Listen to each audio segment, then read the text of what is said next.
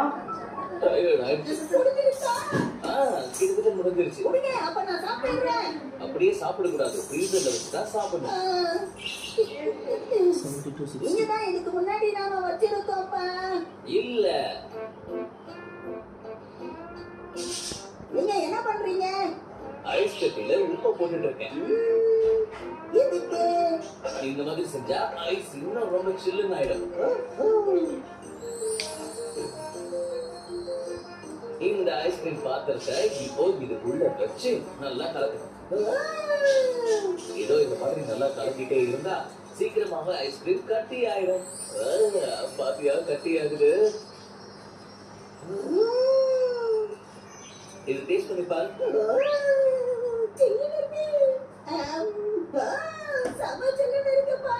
அப்படியா? ஐஸ்கிரீம்னா இப்படிதான் இருக்கணும். நீ ட்ரை பண்ணி பாத்தியா?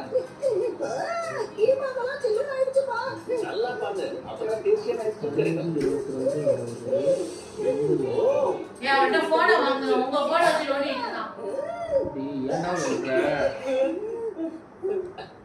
அப்பாடா, என்ன பண்றது?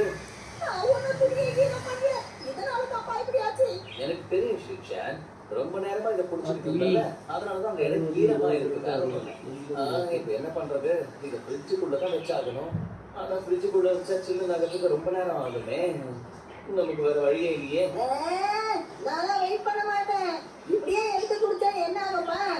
வேண்டாம், குடிக்காத. என்ன செய்யலாம்? இதை சின்ன சின்ன கப்ஸ்ல ஊத்தி வச்சா சீக்கிரமா கூல் ஆயிடும்.